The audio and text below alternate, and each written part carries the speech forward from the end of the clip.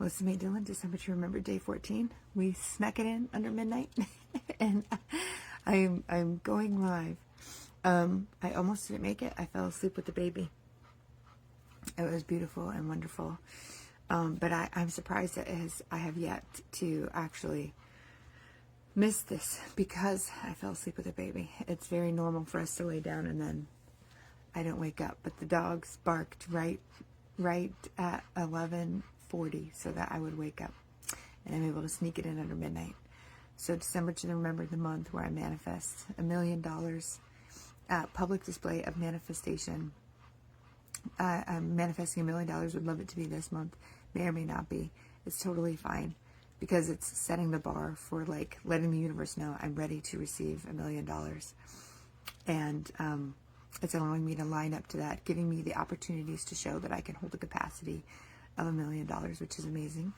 And it's not about the money moves. I am taking money moves, but it's more about who I'm becoming, and it's the inner game and my inner workings that are most important to being able to manifest $1 million.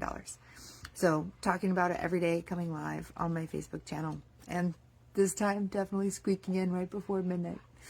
And yesterday we were talking about breaking down in order to break through, and that it's not necessary to, have drama in our life so that we feel good or better. Like, a lot of people spend time, doing well, achieving something that it is that they want, loving their life, having a good time, but then they'll hit a point, or their life is not moving as they want it to, so they go backwards so that they can work towards moving forward again. And some people have to hit rock bottom before they'll excel, break through, and have an amazing time. And a lot of people follow this cycle of just going back, breaking down, hitting rock bottom, and then excelling to get out of rock bottom. Like, you can make moves happen if your back is against a wall. You can figure it out. And you don't have to keep this cycle going. You don't have to continually break down so that you can excel out of rock bottom again. And part of that means, like, it requires growth and evolution. It requires, taking a look exactly what I'm doing now, like going inward and taking a look at, like, what am I thinking? What am I feeling on a daily basis? Do I want to be thinking and feeling these things? Or is what I'm thinking and feeling, helping to have a wonderful life, or like a mediocre life, a life that doesn't really feel good to be having? And a big piece of that is recognizing our blessings, recognizing what we already have, and growing from that point. But I was thinking about breaking, and sometimes you have to take a break, and sometimes you take a break for like different reasons, right? Like you can take a break so that you can rest. You can take a break so that someone else has a turn. There's many different reasons for David's coming home. The dogs are barking. Zoo, that's enough. Zoo. But anyway, intentionally taking a break. Like today, I just read a book. Like I just intentionally chilled. I took a bath, did like a big long bath today.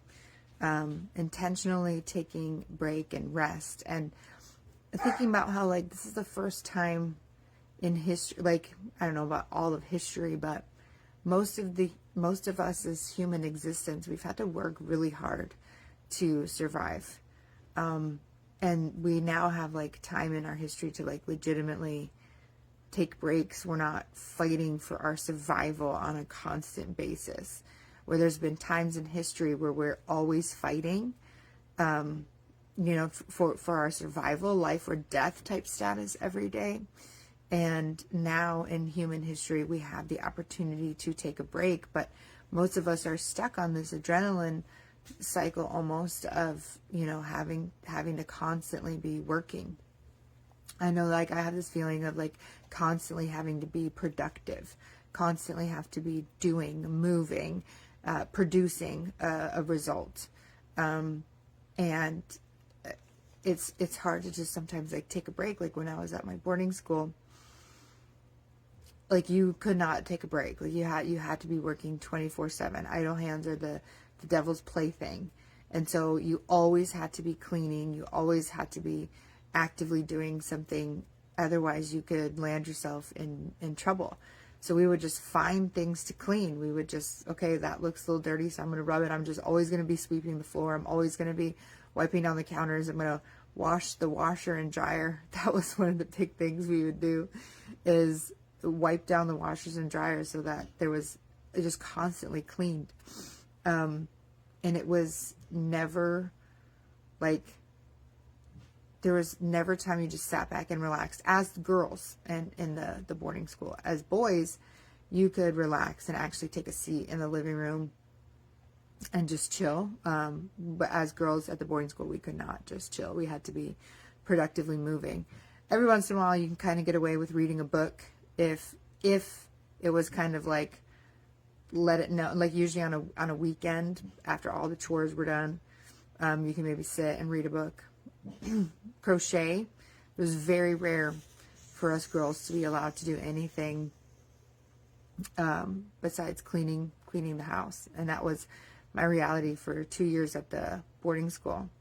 And so now in my adult life, sometimes I struggle with like intentionally taking a break and not focused on doing, getting a result done, and or keeping myself busy for the sake of keeping myself busy. That you're not allowed to rest, not allowed to take a break. And I think that kind of correlates to the idea of needing to hit rock bottom so that you could excel and get yourself out of that situation. That I'm going to continually to finesse these and work on these ideas. And by the way, I watched the most amazing movie. Netflix is coming in good. The new Lindsay Lohan one, Our Little Secret. So good. So good. I related to like every person in that movie. It was good. But David's home, so I'm going to go. Almost fell asleep on this one, but we made it. We squeaked it under the radar. I love you guys. Have an amazing day. Bye.